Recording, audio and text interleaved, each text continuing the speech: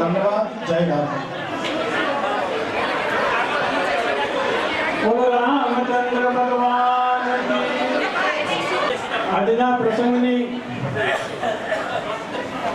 પ્રસંગની એક ખાસ વાત કહું તો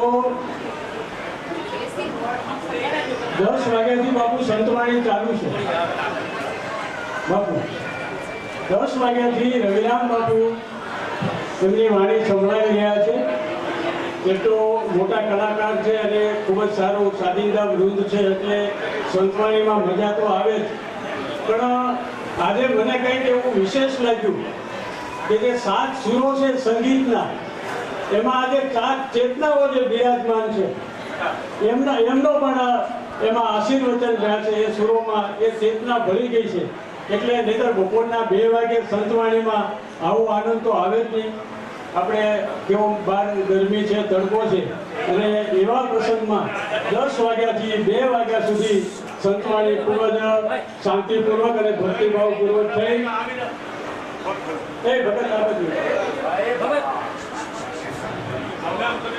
એટલે સાધુ સમાજમાં સૌથી પહેલી વાર આ પ્રસંગ બોલ્યો છે। આપણે સૌ આ આયોજનને વધાવીએ। પૂજ્ય બાપુ આપણે રીતે બિરાજમાન થઈ ચૂક્યા છે। કાર્યક્રમ હજી સન્માનનું ને બધું બાકી છે। અશ્વિનભાઈને કહું કે આપણા મંડળની બોલે રામચંદ્ર ભગવાન કી જય। આજના આ ભંડારા પ્રસંગે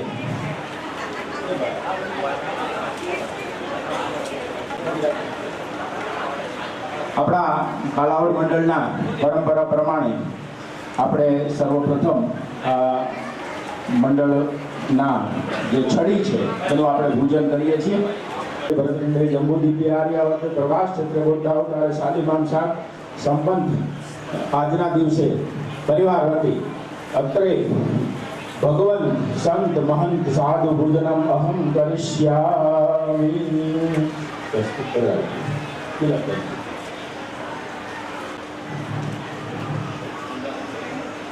છડી પૂજન બાદ આપણે આપણી પરંપરા પ્રમાણે આપણા અત્રે વધારેલા મહેમાનોનું સ્વાગત વિનયભાઈ લઈ લો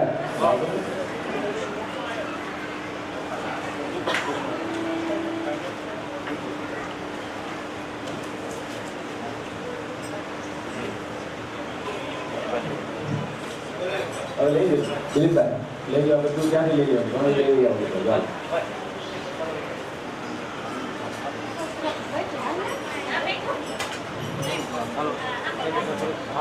આપણે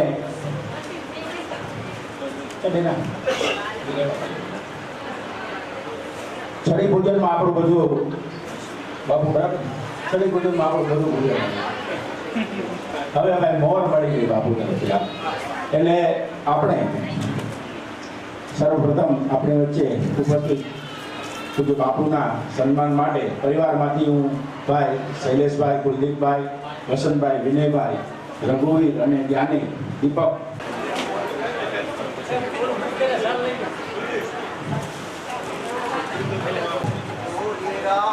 ચંદ્ર ભગવાન. હાલો હવે બધા પરિવારના સભ્યો નીચે બેસી જાય.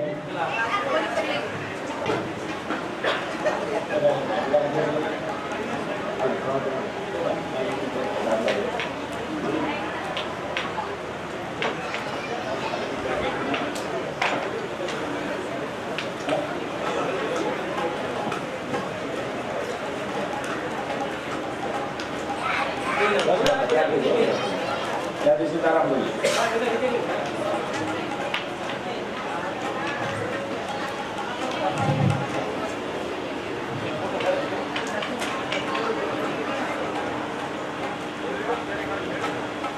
દૂરથી બાપા, દૂરથી બાપા, દૂરથી. ભૂખે ભજન ન હોય ગોપાલા. બાપુ બધાએ હરિયાળું કરી લીધું છે. એ ન્યાયે બધાએ ભોજન લઈ લીધું છે ને સ્વાગતના દોરમાં હું અત્રે ઉપસ્થિત મહામંડલેશ્વર 1008 શ્રી અજય બાપુના સન્માન માટે ભાઈ શ્રી વસંતભાઈ, દીપકભાઈ અને પ્રસાદભાઈને વિનંતી કરું ફટાફટ જ્યાં હોય ત્યાંથી અજય બાપુનું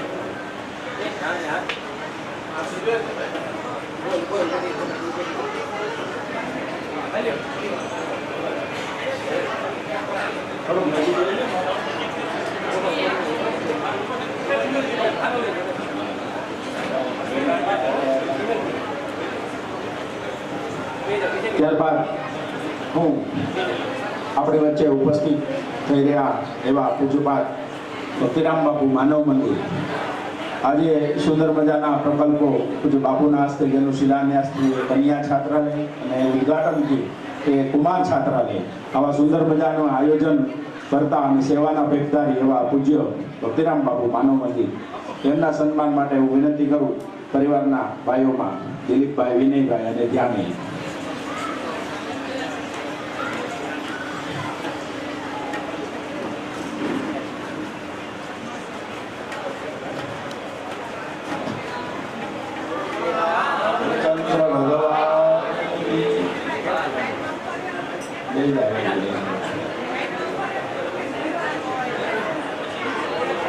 એવા જ આપણી વચ્ચે વિરાજી શૈલેષભાઈ અને હું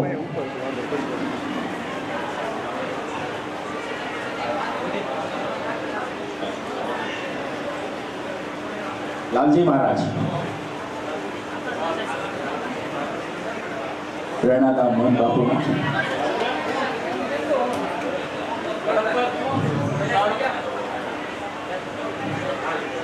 સ્મિતભાઈ, કુલદીપભાઈ અને મનન તૈયાર રહીએ.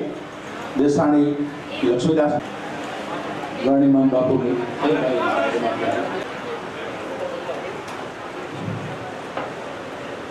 ત્યારબાદ રઘુવીરભાઈ, વસંતભાઈ અને હિમાલય આ તૈયાર રહીએ. દલપત બાપુ દુધરેજિયા.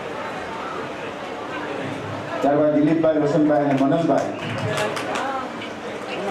પડિયાવાડ જગ્યાના મહંત રઘુવીર બાપુનું સન્માન કરશે. દિલીપભાઈ,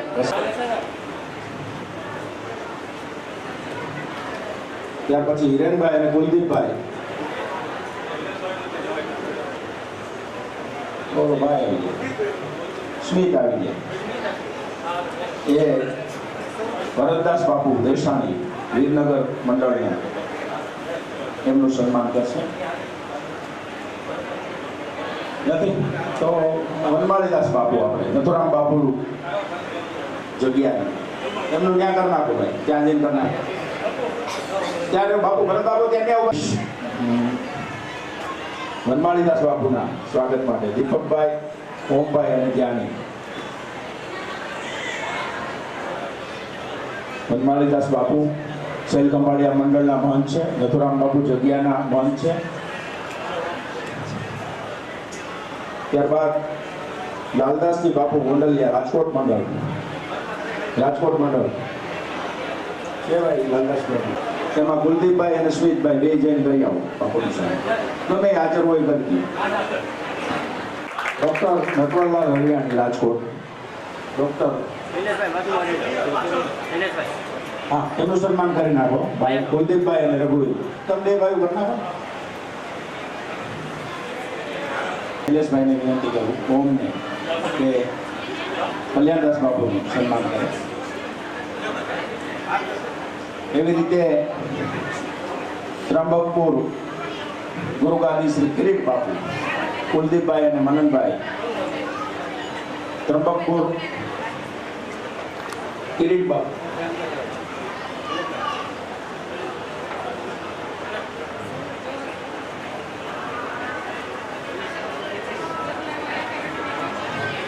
કિરીટ બાપુ નથી.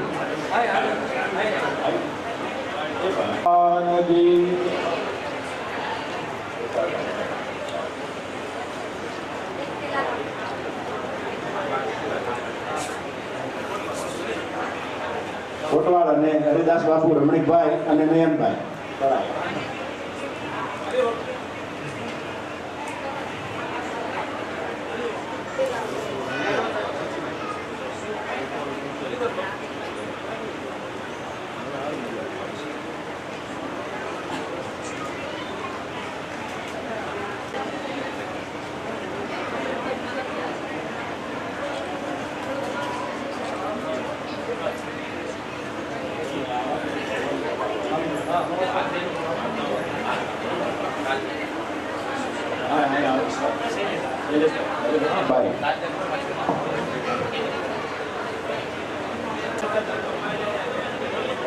આપણે લાંબા સ્વાગતના કાર્યક્રમને અત્રે આપણે હવે પૂર્ણ વિરામ કરીએ છીએ અને કાર્યક્રમના ભંડારાના પ્રસંગે આપણી સાધુ સભામાં સર્વપ્રથમ હું માનવ મંદિરથી નાનુરામ બાપુ મહુવાથી પધારેલ નાનુરામ બાપુને સમયની મર્યાદામાં બે શબ્દો માટે વિનંતી કરું. બાપુ ઝડપથી આવી. કબીર સાહેબે લખ્યું છે કે શૂન્ય ભરે અજપા ભરે અનહદ હું મરી જાય, એક રામ સનેહી ના બને કબીર સમજાય. છેલ્લે બહુ મોડું થઈ ગયું છે. છેલ્લે વાત કરવી કે સાધુનું મૃત્યુ થતું નથી, સમાધિસ્થ થાય છે. એનો એક જ પુરાવો કે સાધુ સમાધિસ્થ થયા પછી સમાધિની આજુબાજુ લીલું ઘાસ મૂકે. એ લીલું ઘાસ મૂકે એટલે લોકો દર્શન કરતા કરતા એમ કહે કે મારી સમાધિ ઉપર ઉગેલું લીલું ઘાસ જોઈને, મારી સમાધિ ઉપર ઉગેલું લીલું ઘાસ જોઈને લોકો કહે છે કે આને તો અહીંયા લીલા લે છે. જય શ્રી રામ.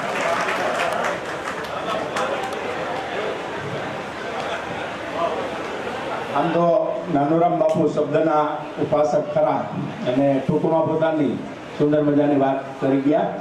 ત્યારબાદ હું અત્રે ઉપસ્થિત માનવ મંદિરના આપણા સેવાના ભેટધારી પૂજ્ય શ્રી ભક્તિરામ બાપુને વિનંતી કરું કે બાપુ પ્રસંગ અનુરૂપ ઉદ્બોધન કરે. બાપુ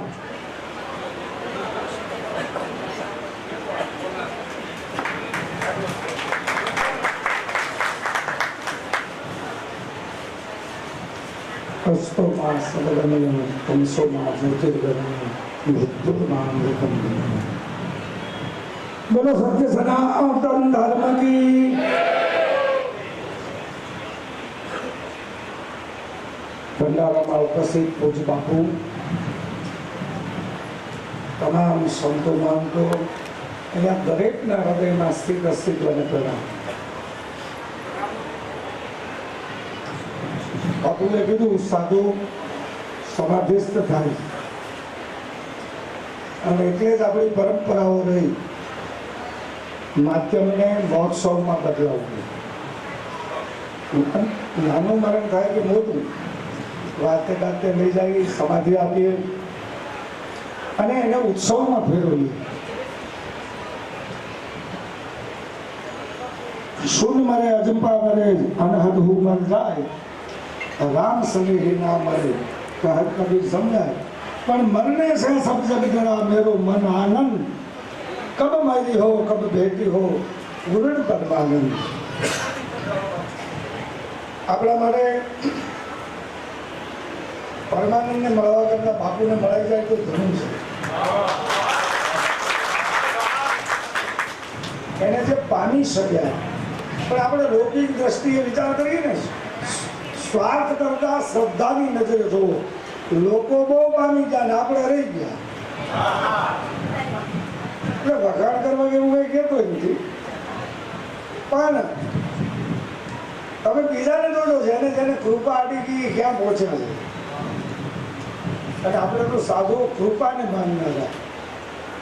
આપણા માટે આ જગત ગુરુ છે.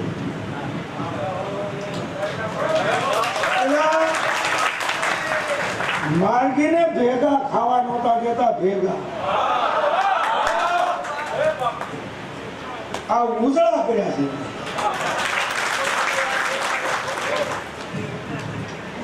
ખૂબ જ આપણો સમાજ આપણને એક્સેપ્ટ કરતા શીખ્યો, આપણને ઓળખતા. મોરારી બાપુ માયલા ને એમ કે તો ગૌરવ થાય ને. એટલે કહેવાનો અર્થ શ્રદ્ધાની નજરે જોઈએ. કેવા કવાર હાથમાં ટીંગાઈને તો ઘણું બધું મળી જાય એમ છે. પણ એક આદત પડી ગઈ હોય ને, આપણે દ્રષ્ટિ ચેન્જ થશે ને એટલે વાસ્તવિકતાનો અનુભવ થશે. રામ કૃપાથી આપણને મળ્યા છે. તમે એ ગૌરવ લઈએ કરો કે અમે બાપુના યુગમાં જઈએ છીએ. એટલે એમની હાજરીમાં બહુ વાતો કરવી યાદગી નથી. આપણે બાપુને સાંભળવાના હોય એટલે વધારે કાંઈ નહીં કહેતા. આપ બધામાં બિરાજિત અસ્તિત્વને પ્રણામ. જય શ્રી રામ. બોલવા અને પૂજ્ય બાપુ બેઠા હોય ને કાંઈ બોલીએ એટલે જો બાલક કહમ ભક્તિરામ બાપુ તો તરી બાતા સુનઈ મુદિત મન પિતૃ માતા. આપણા બાપ બેઠા હોય અને આપણે જે કાંઈ કાલાવાલા કરી લઈએ એમાં એ રાજી પણ થાય છે, એ રાજી થાય છે. એટલે એવા ભાવ સાથે હું સવારે પૂજ્ય બાપુને ત્યાં, ભક્તિરામ બાપુને ત્યાં માનવ મંદિર કાર્યક્રમમાં હાજરી આપવા માટે ગયો. સુંદર મજાનું ભવન બનાવ્યું છે અને બાપુના કરકમલોથી આજે એક ભવનનું ઉદ્ઘાટન થયું ને એકનું શિલાન્યાસ થયું. કેવો સેવાનો ભેટ પૂજ્ય બાપુએ ઉપાડ્યો છે, ભક્તિરામ બાપુએ. અને સેવા ધર્મું કઠિન જગુ જાના, આપણે માનસે પણ કીધું એવો સેવાનો ભેટ છે. પણ મારે બાપુ એનાથી એક સ્ટેપ આગળ કેવું છે, જે સાધુનું અંતિમ ચરણ હોય છે. સેવા કોઈ સામાન્ય નથી. રામાનું જે જીવન ખર્ચી નાખ્યું લક્ષ્મણજી મહારાજે સેવા માટે, એને એ ઈશ્વરની પરમ કૃપા હોય તો એ થાય. પણ ભગવદ્ ગીતાએ જગતમાં શાંતિ માટે, કારણ કે આપણે સેવા કરતા કરતા કરતા પછી સાધુ છીએ, શાંતિ તરફ જવું પડે. એ ગતિ છે આપણી. આ સમાધિ શું છે? શાંતિ છે. સૂત્રો કીધા છે, વ્યાસપીઠના શબ્દો હોય છે, વિહાય કામાન્યહમ સર્ચમ શાંતિર વિમતિર ગચ્છતિ. બાબા ટ્રેક ઉપર લઈ આવી દે આપણને, છોકરાઓ ભૂલા પડે તો આ 4 સ્ટેપ આપણને કીધા. આ 4 સ્ટેપનો આપણે ગતિ કરતા કરતા જો જીવનમાં આપણે શાંતિ જોતી હોય તો વિહાય કામાન્યહમ સર્વાન બપુસચરતિ નિસ્પૃહે નિર્મમો નિરંકારસ શાંતિર વિમતિર ગચ્છતિ. આપણે ધીમે ધીમે જીવનમાં કામનાઓ ઓછી થતી જાય. આપણા બુદ્ધ પુરુષની, આપણા સદગુરુ ભગવાનની કૃપાથી બહુ કઠણ છે બોલવું જ સહેલું છે. પણ જો કોઈની કૃપા થાય, ભગવદ્ ગીતાનો 4 વસ્તુનો ન્યાય છે એને આપણે જીવનમાં ઉતારીએ તો આપણને જીવનમાં શાંતિ મળે, જેમાં કોઈ શંકાને સ્થાન નથી. પણ મારે એક ભક્તોના, આશ્રિતોના નિજ અનુભવની વાત પણ એમાં કેવી છે કે જો કોઈ સદગુરુ આપણી ઉપર કૃપા કરી જાય તો એ 4થી તો મળે, પણ ડાયરેક્ટ પણ મળે. પણ જો કોઈ મહદપાદ રજો વિષયમાં એવા કોઈ મહાપુરુષની સ્થિતિ આપણી પર કૃપા કરે, ઈશ્વર પણ કદાચ કૃપા કરીને ન પણ મળે, પણ આપણો સદગુરુ, આપણે જેને ચરણ પકડીને બેઠા જેવા કોઈ બુદ્ધ પુરુષ, એવા કોઈ સદગુરુ ભગવાન, એ જો એમાં હસ્તક્ષેપ કરે તો આપણને ગીતાના ન્યાયને બાયપાસ કરી અને સીધે સીધું પણ પ્રાપ્ત થઈ શકે. પણ એ જો સદગુરુ ભગવાનની કૃપા હોય તો.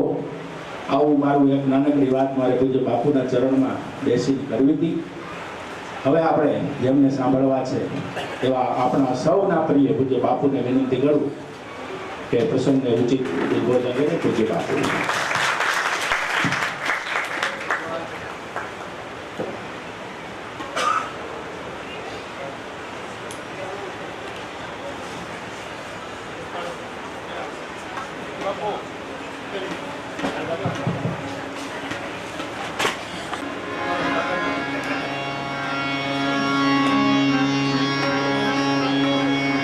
श्री रामचंद्रं शरणं प्रपद्ये श्री रामदूतं शरणं प्रपद्ये श्री राम जय राम जय जय राम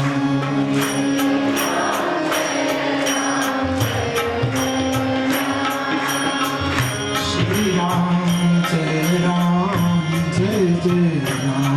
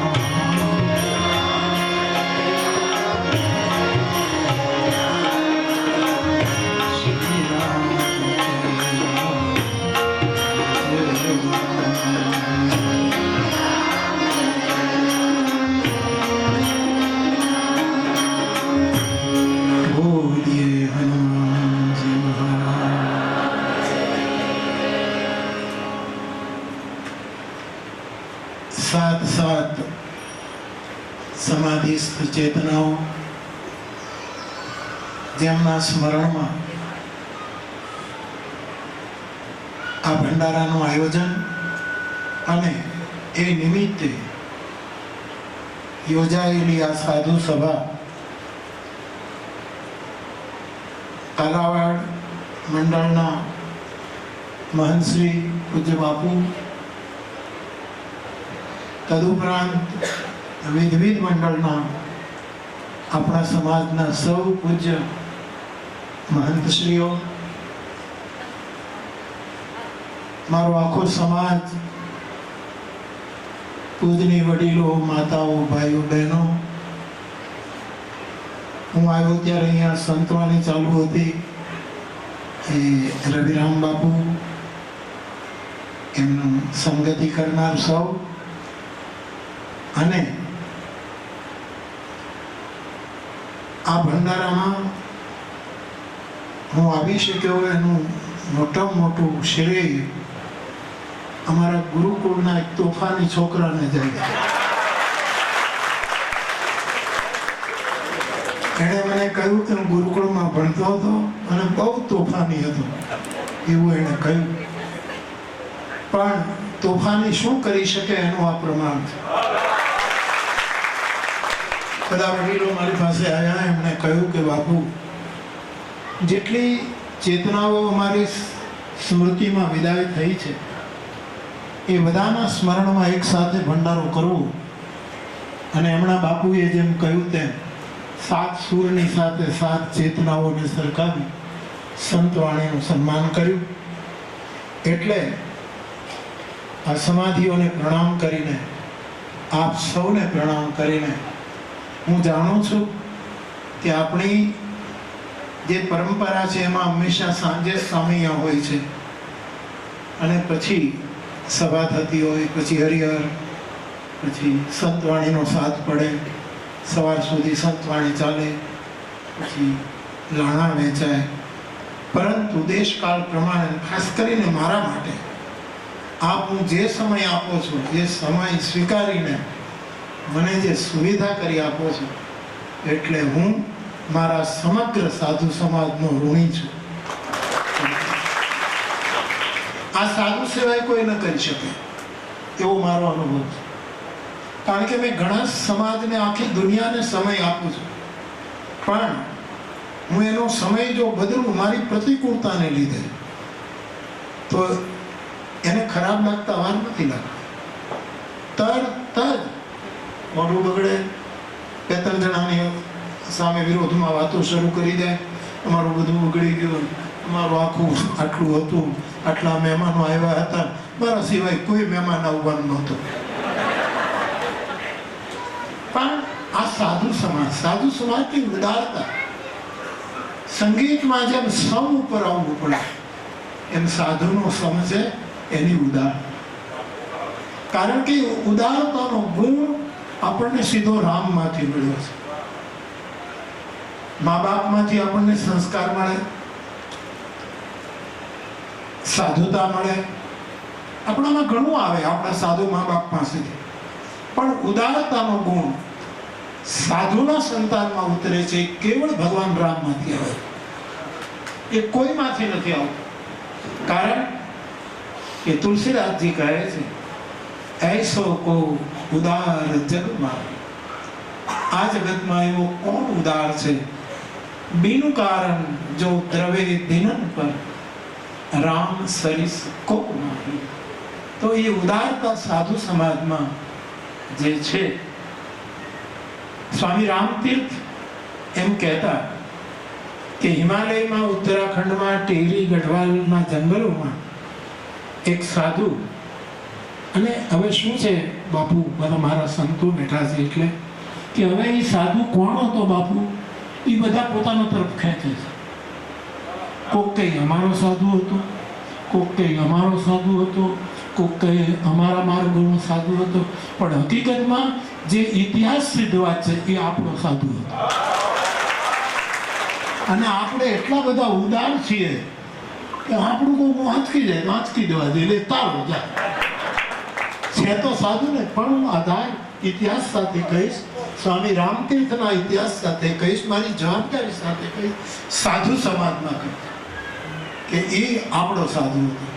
અને બાપુ, આ મહંત બાપુ, ભક્તિરામ બાપુ, એ સૌરાષ્ટ્રનો સાધુ.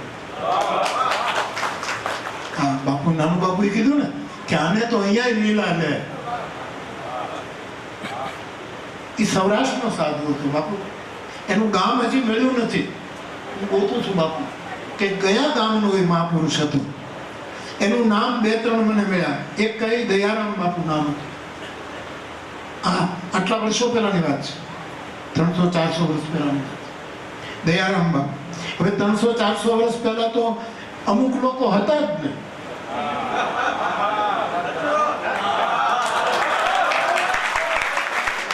હવે આપણે એવો દાવો કરીએ આપણે હતા નથી ને એમ કહીએ કે અમારો સાધુ હતો, તો આના જેવું અસત્ય જગતમાં કહીએ. અને મારો તુલસી એમ કહે કે નહીં અસત્ય સમપાતક પુંજા. ગિરિસમ હોય કે કોટી ગુંજા. આપણે નાના હોય, બહેનો દીકરી હોય ત્યારે ચણોઠીથી રમતા હોઈએ, આપણે હોઈએ તો છોકરા હોય તો કોડીઓથી રમતા હોઈએ, કાં તો આંબલિયાથી રમતા હોઈએ. પણ ગમે તેટલી ચણોઠી કરો તો એ ડુંગરો ન થાય. ગમે તેવા પાપ ભેગા કરો પણ જૂઠું બોલો એના જેવું કોઈ પાપ થતું નથી, એવું રામાયણ સાક્ષી પૂરે છે. તો એ સૌરાષ્ટ્રના સાધુ, કોઈ કહે દયારામ એનું નામ હતું, કોઈ કહે દયાદાસ હતું, જે હોય તે, પણ એટલું ચોક્કસ કે આપણો સાધુ હતો, એ માર્ગી હતો. અને માર્ગે ચડ્યો હોય એ જ ત્યાં પહોંચ્યો, નહીં તો ક્યાંક ખીણમાં પટકી ગયો હોય, ક્યાંક પતન થયું હોય. અને એ સાધુ, અને બાપુ એને પોતાના નામની સાથે વૈષ્ણવ શબ્દ લગાડ્યો. એણે બધી સરનેમો હટાવી દીધી. આપણો જ કોઈક સરનેમ વાળો સાધુ છે.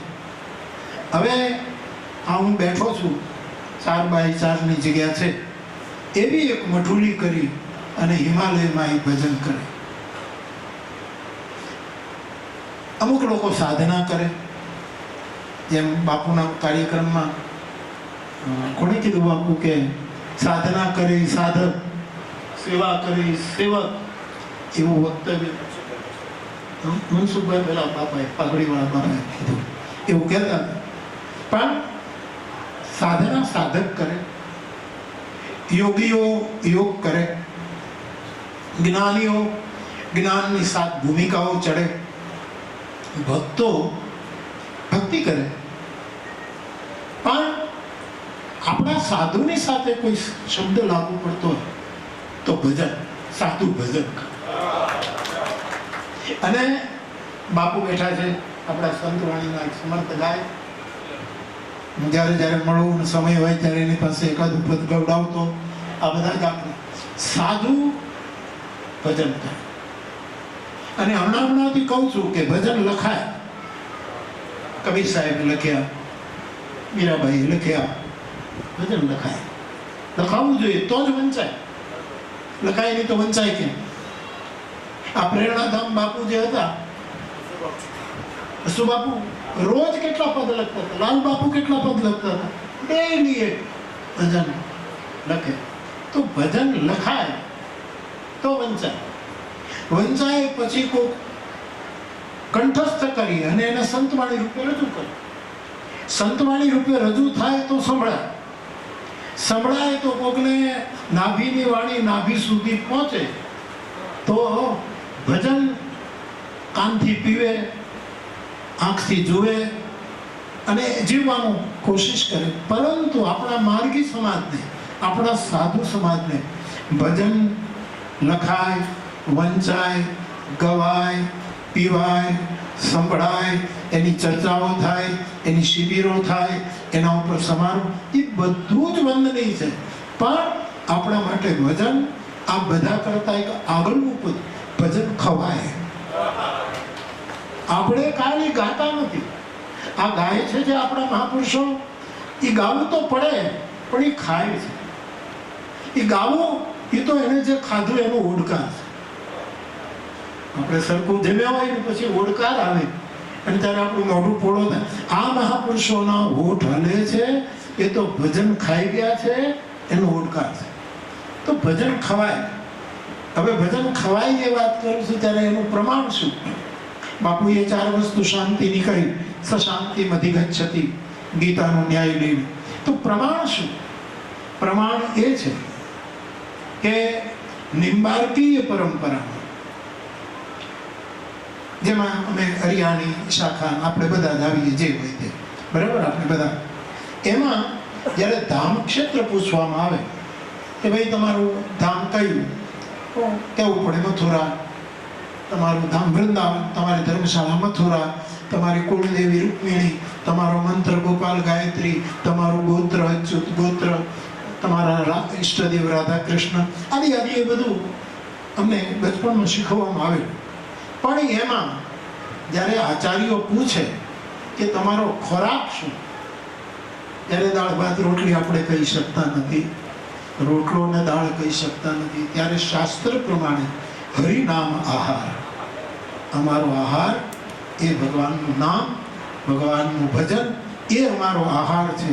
અને એ નિંબાર્કી પરંપરા જે સૂર્યથી શરૂ થઈ સનકાદિકો પાસે, નારદ પાસે, આખી આવતા આવતા આવતા આવતા આખી પરંપરામાં એની રેન્જ ભાવનગર જિલ્લાના સમઢિયાળા ગામ સુધી ગઈ. અને સમઢિયાળાની ગંગા સતી એમ કહે કે જેને સદાય ભજનનો આહાર, જે સદાય ભજનનું ભોજન કરે. એટલે સાધુ ભજન તો એવો આપણો એક સાધુ. હવે એમાં મારે વધારે કઈ કહેવું, એમાં અમુક સંન્યાસીઓ એમ કહે છે કે અમારો હતો, એને પછી એમાં આનંદ લગાડી દીધું, ગીરી લગાડી દીધું.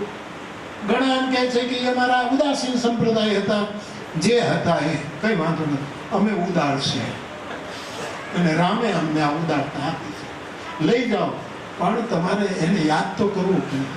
તો 4 બાઈની કુટડીમાં એ સાધુ ત્યાં ભજન કરતો હતો, સૌરાષ્ટ્રથી ત્યાં ગયેલો.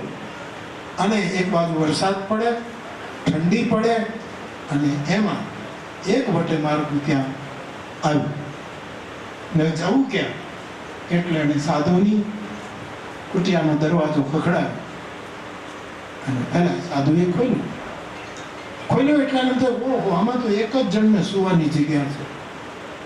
મેં આને મૂકી કર્યો, આમાં હું ક્યાં? એટલે કીધું નહીં, મહાત્મા ઠંડી છે, તમે સુતા રહો. કારણ કે સુવાની એક, ત્યારે આપણા સાધુ એમ કહ્યું કે સુવાની એકની જગ્યા છે, પણ બેસવાની તો બેની છે. તો અંદર ગયો, આપણે 2 જણા ભજન કરશું, રાત કાઢી નાખશું. એ બંને જણા ભજન કરવા બેઠા. ત્યાં અડધા કલાક પછી વળી પાછા કોક આવ્યું અને એને ટકોરો માર્યો અને વળી આપણા સાધુએ દરવાજો ખોલ્યો. એટલે પેલો સાધુ સમજદાર કરે, ભાઈ માંડ 2 જણા બેઠા છે, આમાં ક્યાં જગ્યા છે?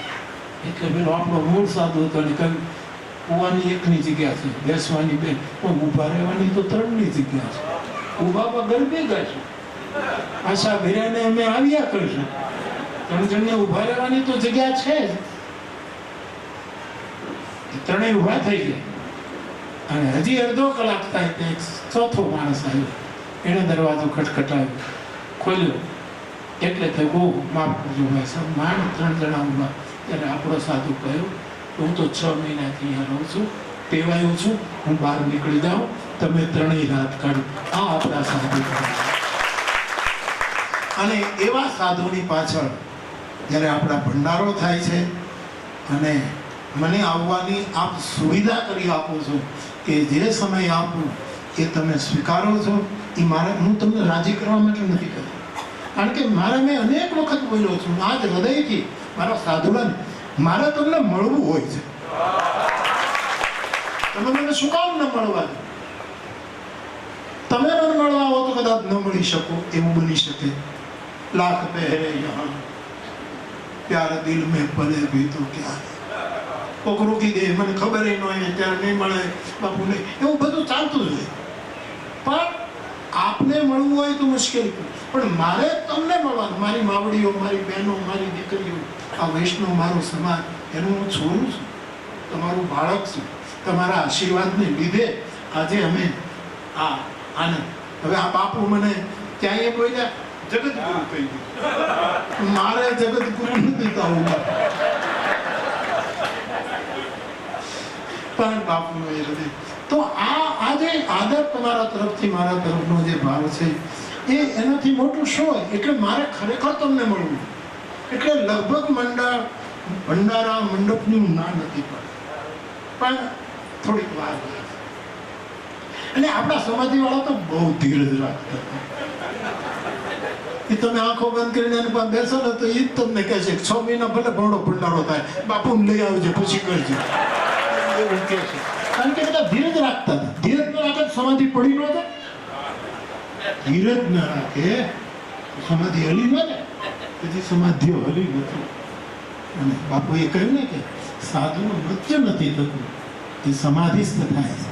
અને એને બીજા શબ્દમાં કહેવું હોય તો ગીતાકાર એમ કહે કે આત્માનો જન્મ નથી, આત્માનું મૃત્યુ નથી, એને પાણી ભીનું કરતો નથી, એને હવા સૂકવી શકતી નથી, એને અગ્નિ બાળી શકતી નથી, એને કાંઈ થઈ શકતું નથી. તો આત્મા તો અમર છે. જો આત્મા મળતો ન હોય તો મહાત્મા કેમ મરે? મહાત્મા તો મરે જ નહીં, કારણ કે આત્મા કરતા ઊંચો છે. અને એવો મહાત્મા કે જેને આખી જિંદગી રામજી મંદિર, શિવ મંદિર, કૃષ્ણ મંદિરના બારણાની પાછળ બેઠો બેઠો કોઈને ખબર ન પડે એમ વાટું વળ્યું હોય અને ઠાકોરજીની 3 વખત આરતી, એ પરમાત્માનું જેણે ભજન કર્યું હોય એ પરમાત્માનો ભજનિક કેમ મૃત્યુ પામે? ત્યારે આપણે સમાધિને માનનારા, મેં અનેક વખત કહ્યું છે, દેશકાળ પ્રમાણે ફેરફાર કરવો પડે તો આડો ન પડો. હું થોડો પ્રેક્ટિકલ માણસ, પણ બને ત્યાં સુધી આપણી સમાધિ જ થવી જોઈએ. હા, ઘણી વખત મોટા શહેરોમાં પછી આપણે અગ્નિ સંસ્કાર કરવો પડે, પછી ફૂલ લઈને આપણે કરતો હોય, પણ જ્યાં સુધી સુવિધા હોય ત્યાં સુધી સમાધિ જ. કૈલાસની હું કથા કરતો હતો, નાનો ભાઈ જગુ, એને ત્યાં નિર્વાણ પામ્યું. હવે એને અમે અહીંયા લાવીને કેમ સમાધિ, ત્યાં સમાધિ કેમ આપવું? અહીંયા લવાય ને. અને મારી કથા સેવા અટકવી ન જોઈએ, કથા સેવા અમે કરી અને ત્યાં અગ્નિ સંસ્કાર કર્યો અને પછી અસ્થિ લાવીને કથા પૂરી થયા પછી અંતરગા જણાવ્યું એની ફૂલ સમાધિ.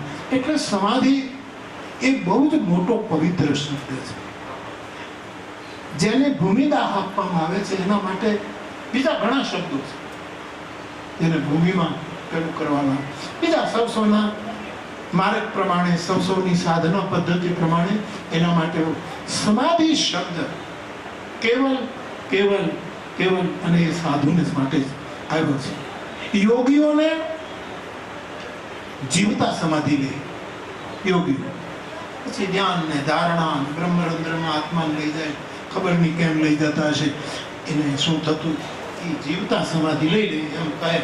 પણ જીવતા સમાધિ પ્રાણાયામ કરીને યોગીઓ 6 મહિના સુધી ખેંચી નાખે. પણ સાહેબ, અઘરામાં અઘરું તો એ છે મર્યા પછીની સમાધિ.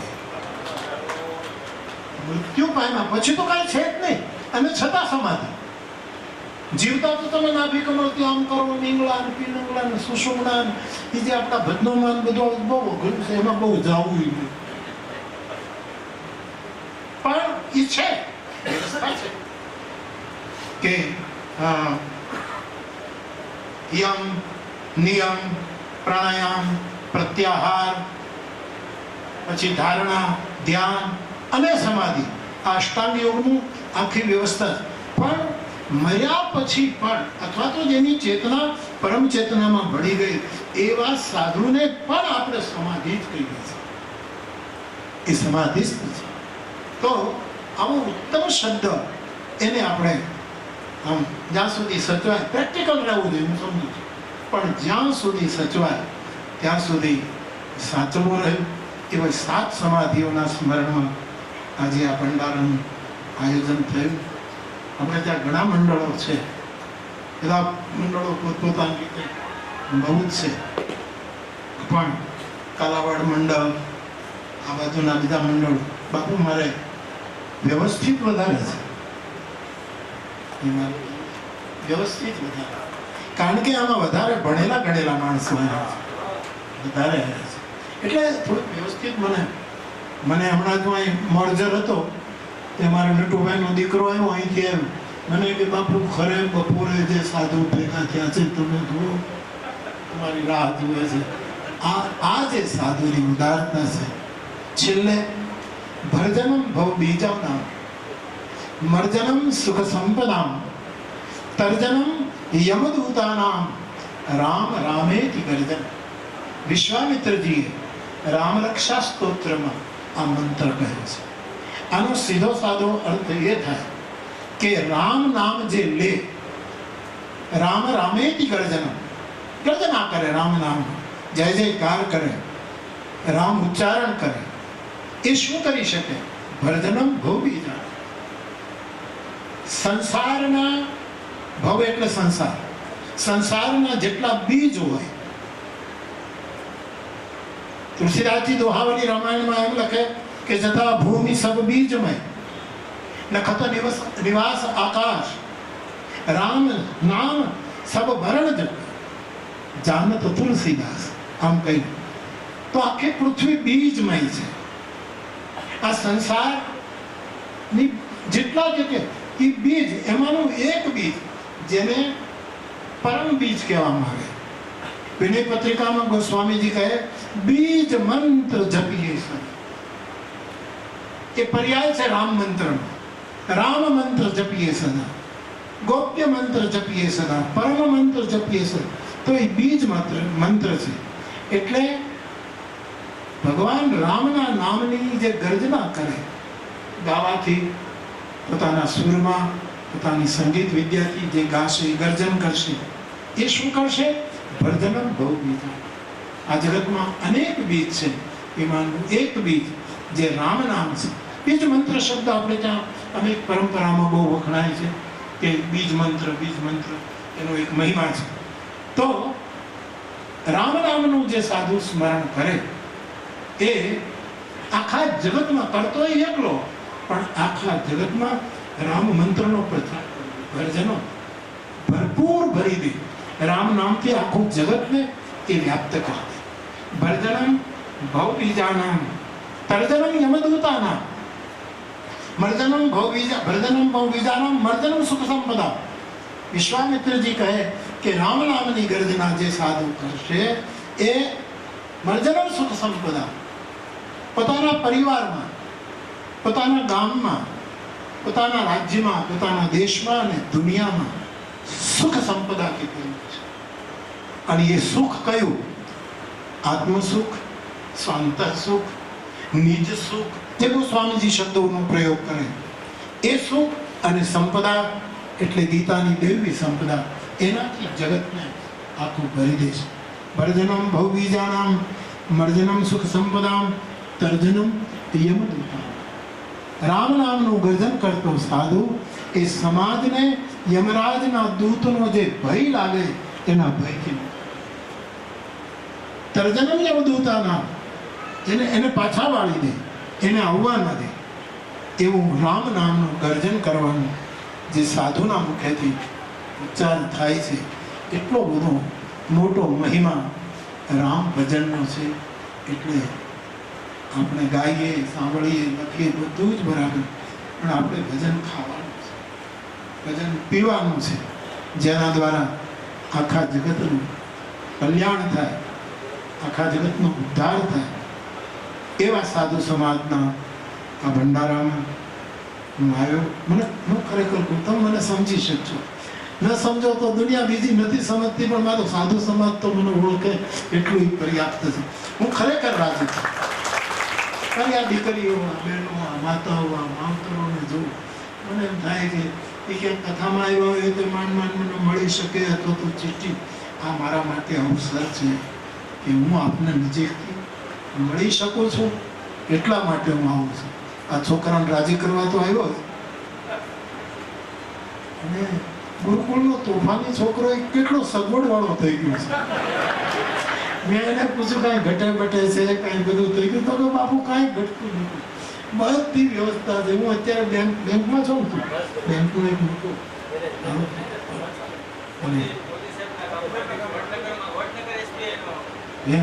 ગુરુકુળની આબરૂ વધારી થઈ. નહીતર અમારા કાક બાપુ એમ કહેતા કે વેપારી વનમાં ન શોભે. વેપારી વનમાં જઈને શું કરે? તો કે વેપારીનું કાંઈ ન કહેવાય, લાકડાનું શરૂ કરે, સોમિલ શરૂ કરે. વેપારીનું કાંઈ નહીં. વેપારી વનમાં ન શોભે. નિર્ધન કોઈ દિવસ શહેરમાં ન શોભે. નિર્ધન કોઈ દિવસ શહેરમાં ન શોભે. એમ બાવો કોઈ દી બેંકમાં ન શોભે. બાવો કોઈ દી બેંકમાં ન શોભે. મેં પહેલી વાર બેંકમાં ખાતું ખોલ્યું વર્ષો પહેલા. કથાની દક્ષિણા જ્યારે હું લેતો, માંગ્યા વગર, કોઈ 100 રૂપિયા આપે, કોઈ 200 આપે, એ દક્ષિણા ત્યારે હું સ્વીકારતો. માંગવાનું તો નહીં, ચાર્જ તો આપણે કહીએ જ નહીં. છેલ્લા દિવસે આપણી જરૂર અને એનું સત્કર્મ પૂરું થાય એટલે દક્ષિણા તો આપવી જોઈએ. હમણાં બાપુને બોલાવી, પત્રમ પુષ્પમ ફલમ તો હમણાં ભોજનના વિધિનું બાપુ બોલ્યા. તો એવી દક્ષિણા ભેગી કરતા કરતા 700 રૂપિયા ભેગા થયા. 700 રૂપિયા તો બાવા માટે કેટલી મોટી રકમ કહેવાય. 700 હવે એને રાખવા ક્યાં, શું કરવું? એટલે મારે કાશીરામ બાપુ હતા મહુવા, એ ખુની ખાચા નાકે ને પ્રાઇમર્સ ને પેટ્રોમેટ બેટરી લાઇટ આયનો ભત્રીજો અહીંયા બેઠો છે, હા, એ બધું રિપેર જ કરે. અને હું ત્યાં અમે બેસું તલગાજડાથી જતા આવતા, અને નારુ બાપુ દરબારની હોટલ હતી, ત્યાંથી અમે રોયલ ચાય મંગાવીએ અને અડધી પીતા. એ મને કહે બાપુ પૈસા ભેગા થયા ને 700 રૂપિયા થયા છે. મને કે દેના બેંકમાં. ભાઈ મારે બેંકમાં ક્યાં મૂકવું? તો કે નહીં બાપુ મૂકો. મેં કીધું નહીં, દેના બેંકમાં હોય ક્યાં આપણે? તો કે પછી નાગરિક બેંકમાં મૂકી દે. કે મારે જે શું દરબાર શું કહેવાય શાક માર્કેટ જો નહીં, ત્યાં નાગરિક બેંક હતી. તો પછી અમે એમાં મૂકો દે બાપુ. એ આપણી બેંકમાં ક્યાં સુધી ટકે? 15 દિવસ ઉપાડી લેવી પડે. આના દેવાના હતા, આના ચૂકવવાના હતા, ઘીવાળાના દેવાના હતા, આ બધાના હતા. કોકના 100 રૂપિયા હવાહો 1 મહિને કરીને આપવા એવા ઉધાર લીધા. હવાહો આપવાના 100 રૂપિયા લો, મહિને આપવાનું 125. આટલું વ્યાજ કોઈ દિવસ કોઈ ચૂકવવાનું એવા ઉધાર લીધા હોય એના ચૂકવવાનું. પછી આપણને ઉપાડી લીધા, એવું બધું વ્યવહાર પૂરો કર્યો. પણ એ લોકો હજી બેંકમાંથી મારું નામ કાઢતા નથી. એનો સભાસદ હું છું. હું એને કહું કે ભાઈ મારે બાવો બેંકમાં શોભે નહીં, તમે મારું નામ શું કામ મેં તો કે નહીં બાપુ તમારું નામ તો રહેશે જ, એમાં અમારી બેંકની આબરૂ છે. મોરારી બાપુ પણ મારા સભાસદ છે. એટલે પછી મેં રમૂજ કરી કે તમે દિવાળીએ જે ડિવિડન્ડ આપો છો એ તો મને મોકલતા નથી. ક્યારેક ટિફિન મોકલો છો, કોકની સુટકેસ મોકલો, એમાં મને કેમ નથી મોકલતા? તો મોકલો કેમ? હું કોકને આપી દઈશ. પણ હું હજી સુધી એણે મને બેંકમાંથી બહાર કાઢ્યું નથી. મેં એને કીધું બાવો બેંકમાં શોધે એક સાધુનો દીકરો આવી પોસ્ટો પર હોય, કયા બાપને રાજીપો નથી? આપણી દીકરીઓ ભણાય ખૂબ આગળ વધે. મને તો હું તો ફરું, પણ મને કેટલાય આપણા છોકરા, બાપુ 10 વર્ષ પહેલા ગુરુકુળમાં હતું, 15 વર્ષ પહેલા ગુરુકુળમાં હતું, આ બધા મને કહે. અને હવે તો પાછું એક બીજી બાપુ છાત્રાલય ખોલે કે જે પૂજારીના બાળકો ત્યાં ભણશે, દીકરીઓ ભણશે. દરેક જગ્યાએ આમાંથી પ્રેરણા લઈ આવું થતું રહેશે એવી હનુમાનજી ઉપર પૂરી શ્રદ્ધા છે. વિશેષ કંઈ નહીં કહેતા. જમી લીધા? અમે જ બાકી છે. અમે બાપુ ત્યાં જમીને તો બાપ હું બહુ રાજી થાવ છું. હું તો જ્યારે કહેશો વહેલો મોડો આવતા જ રહીશ, પરંતુ આપ પણ તલગાજડા આવતા જ રહો.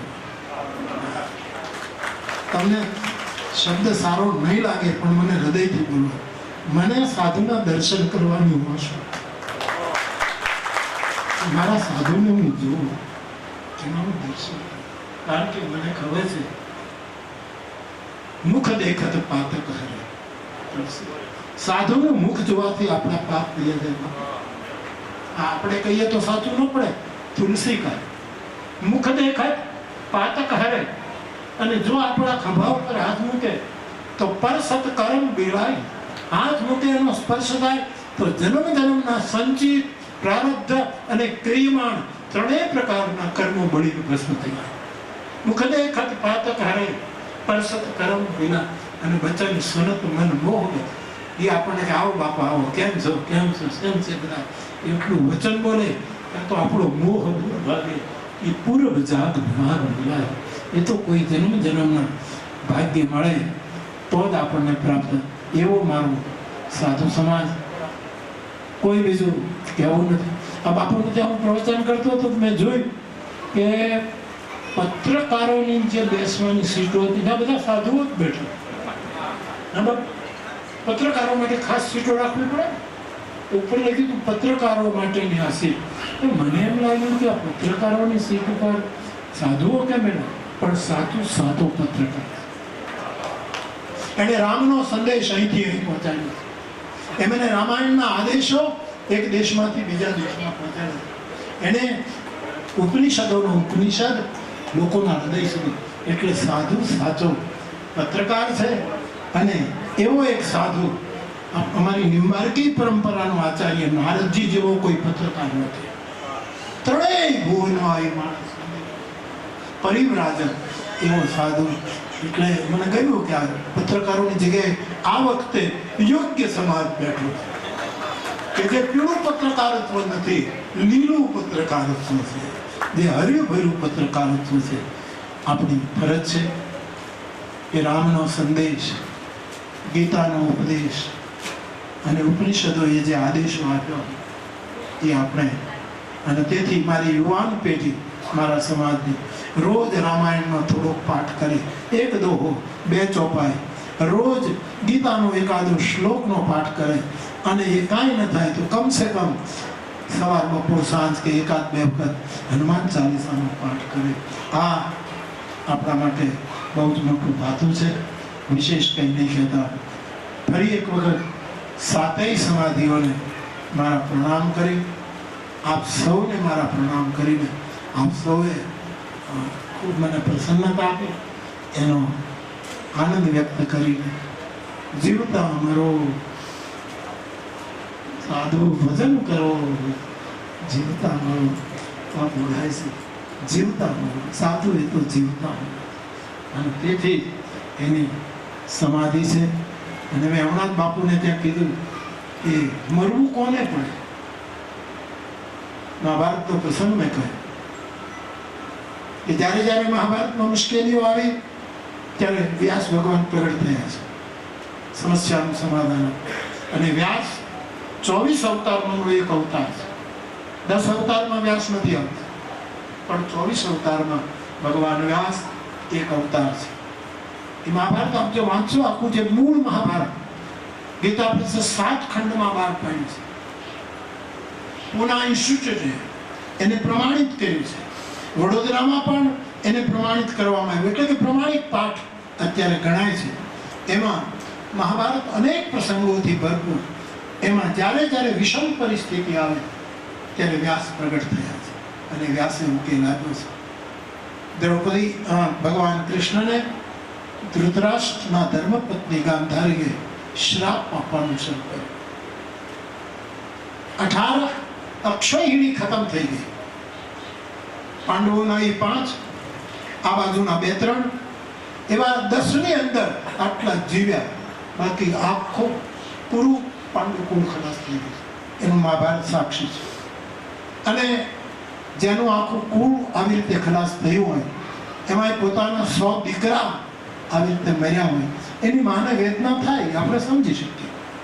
એટલે ગાંધારી ભગવાન કૃષ્ણ પાસે આવે છે અને કહે છે કે હે માધવ, તું ઈશ્વર છે, તું ધારે તો યુદ્ધ રોકી શકત અને આટલા મર્યા ન હોય.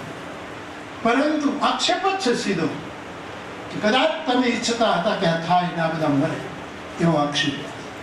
હવે ચાકના રહેવા દો.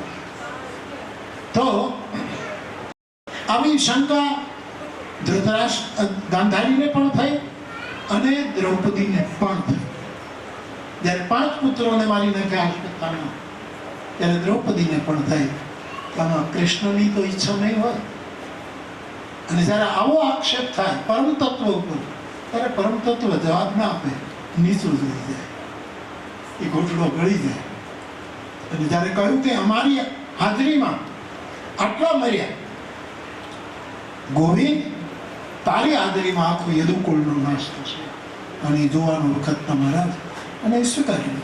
મેં બાપુની સભામાં કહ્યું કે મોટો માણસે પોતે પ્રતિજ્ઞા કરે એ પાળે અને બીજો સંકલ્પ કરે એને પૂરો પણ કરે. એ પછી સંકલ્પ વિરુદ્ધમાં ગયો હોય એને ગાંધારીનો શ્રાપ સ્વીકાર્યો છે કે હા માતા હું સ્વીકારું છું.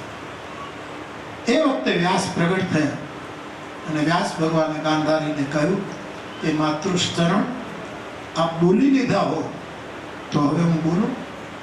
હું મહાભારતનું એક પાત્ર પણ છું અને મહાભારતનો લેખક પણ છું. હું બોલું હા બોલું. ગાંધારીને તો પસ્તાવો તો એ બોલી ગયા પછી, પણ એ તો પૂરું થઈ ગયું. પછી કહે છે કે તમે ક્યારના બોલો છો, કે આ યુદ્ધ રોકી શકાયું હોત, આટલા મરી ગયા. ત્યારે ગાંધારીએ કીધું છે કે કૌરવો અને પાંડવો મર્યા એ નથી મર્યા, મર્યો તો કૃષ્ણ છે. આપણે તો કીડા મંકોડા જેવા છીએ. રથના પૈડામાં આવીએ તો 1,00,000 કીડીઓ મરી જાય. આપણે ગીતામાં એના માટે એક શબ્દ વાપર્યો છે, તૈન મોહ્યંતિ જંતમઃ. જંતુ કયા છે આપણે? જંતુ છે. એક આરે કેટલા કપાઈ જાય. એટલે આ જે મર્યા છે ને તો કીડા મંકોડા જેવા, મર્યો તો કૃષ્ણ છે. કપાઈ ગયો છે આ. અને તું કહે છે કે લોહી આટલું રેડાયું, આમાંથી આપણા કોઈના લોહી રેડાય નહીં. લોહી તો આનું હોય. મોટા માણસની હંમેશા આ દશા હોય છે. અને એવી મોટપ ભજનથી જ્યારે કોઈને મળે ત્યારે એને પચાવવું, એ પણ આપણું કોઈ ભજનાનંદી ગુરુ કૃપા કરે તો જ પચે અને તો જ હજમ થાય. એવું ભજન જેવું એક પ્રબળ ઉત્તમ અને એના જેવું બીજું કંઈ નહીં એવું સાધન આપણા સમાજને પરમ તત્વએ આપ્યું છે. જે બાપુ હંમેશા કહે, બધા હૃદયમાં વિરાજતા અસ્તિત્વને પ્રણામ. એ અસ્તિત્વ આપણને આપ્યું છે. આપણા માટે ભજન, રામચરિતનો પાઠ, ગીતાનો પાઠ, હનુમાન ચાલીસાનો પાઠ. અને હું ઈચ્છું કે મારા સમાજમાંથી અનેક કથાકારો આ થવું જ જોઈએ. આજે બધા કથા તો બધા જ કરી શકે, બધા જ કરે છે, બધા જ કરે અને કરવી જોઈએ. પણ મારો સાધુ સમાજ કેમ પાછળ? અને એ સાધુ સમાજને બીજા કોઈ ગ્રંથની કથા કરવાની જરૂર, કેવલ રામાયણની કથા. આપણે હું લીલ પણ પરણાવી દઉં, હું છેડાછેડી પણ છોડાવી દઉં, હું લગ્ન પણ કરાવી દઉં, સપ્તપદી કરાવી દઉં, કોઈનું શ્રાદ્ધ કરાવી દઉં, કોઈનું કિરા, એ બધો આપણો ઉપડા લેવા આપણે લડતી. ઘણા આપણામાં શું કે હું આ કથા કરી દઉં, કેવલ રામાયણ આપણી પીઠ છે. રામચરિત્ર. હા, જિજ્ઞાસ હોય, આપણે ભણ્યા હોય તો કોઈની જિજ્ઞાસા સંતોષવા માટે ભાગવતની કથા કરી શકાય. એમાં કોઈ સાધુનો અધિકાર નથી એવું નહીં માનવું. સાધુનો અધિકાર બધા જ ગ્રંથોનું કથા કરવું. અને આપણે જે અમરદાસ બાપુ કરતા હતા, મોહનદાસ બાપુ જસદણ કરતા હતા, જીદે ચડીને કરતા હોય કે બ્રાહ્મણ દેવતા કરે તો હું કેમ ન કરું, એમ કહેતા કરે તો કરી શકાય. પણ આપણો ઈષ્ટ ગ્રંથ રામચરિતમાનસ, એની આજુબાજુમાં આ ભીખુદાનભાઈ ગઢવીને બધા નથી કહેતા કે નવરાત્રિનો ગરબો ગામના ચોકમાં ગરબી માતા હોય તો એ ગરબીને કેન્દ્રમાં રાખીને રાસ લેવાય. રાસ લેતા લેતા બસ સ્ટેશને ન જતા રહેવાય. કેન્દ્રમાં આપણા કે મારા સાધુ સમાજના કેન્દ્રમાં રામચરિતમાનસ. આ તલગા જેવડાની પૂરી પરંપરાની આ વાત છે, આપણા આખા સમાજની વાત. અને એમાં ગીતા ભળી વિષ્ણુદેવાનંદ ગિરી બાપા, વિષ્ણુદાસ હરિયાણી સંન્યાસી થયા અને એમણે અમને કહેવડાવ્યું કે છોકરાઓ ગીતા પણ વાંચે. ત્યારથી રામાયણ ગીતા મારી અંતર આંખો. આ બે આપણી આંખો છે. હું તલગાડા ચિત્રકૂટમાં બેઠો અને કોઈકનો કાગળ આવે, કોઈકની ચિઠ્ઠી આવે, કોઈ ગ્રંથ આપે તો આમ જોઉં કે શું છે. એટલે મારે વાંચવા માટે ચશ્મા કાઢી નાખવા પડે તો હું વાંચી શકું. પછી આમ કાઢી નાખું, પછી પાછું ભૂલી જાઉં તરત પહેરવાનું. એટલે પછી આમ ઘણી બધી ભૂલાઈ જાય. પછી અમારા દિવાળી ઉપર એક અમારે એક છોકરો છે આહિરનો, પંકજ, નાનો છોકરો, એ 3-4 છોકરાઓને એનો યોગ હતો તો પરદેશે લઈ ગયા હતા. તો એ છોકરો આવ્યો સુરતથી, મને કે તમને હિંચકા નાખો. મને તો આદત પડી ગઈ, નાખી પગ ઉપર ચડાવી બેસી ગયો ને હિંચકો નાખો. તો મને પાછો વિવેક જાગ્યો કે મેં કીધું ભાઈ તારે 10 વર્ષ છે, કોઈ સગાવાલાને મળવા જવાનું, બધાને મળી આવ્યું, બધાને મળી આવ્યું. તો હવે મારે ભીડ બહુ હતી, બધાને જય શ્રી રામ કરું. 2 કલાક થઈ ગયા, હિંચકો નાખ્યા જ કરે. હું ભૂલી ગયો. વિવેક તો કરવો છે ને, કહે હું ભૂલી ગયો. હું બધા માણસોમાં 2 કલાક થાકી ગયો. મને કે બાપુ મારે 2 કાકાને પગે લાગવાનું બાકી.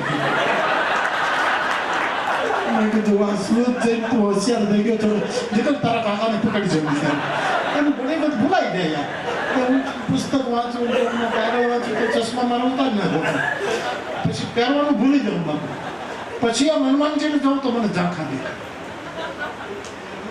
આંખો, એટલે આમ ધૂંધળું દેખાય. પછી મને એમ થાય ધૂંધળું કેમ, કે પછી મને યાદ આવે આ ચશ્મા પહેર. એકદમ ભડકો.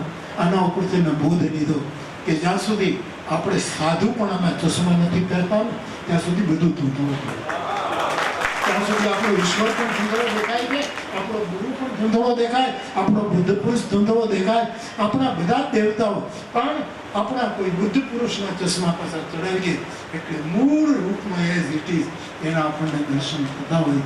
એટલે હું ને તમે આ રામાયણ અને ગીતાના ચશ્મા પહેરી અને આ જગત બહુ રળિયામણું, બહુ સુંદર છે. અને સાધુઓએ ભજન કરીને એને વધુ રળિયામણું કર્યું છે. આમ સુંદર રળિયામણું જગત રહે એવી હનુમાનજીને પ્રાર્થના કરીને આપ સૌને મારા પ્રણામ કરીને સમાધિને પુનઃ પ્રણામ કરીને જય શ્રી રામ.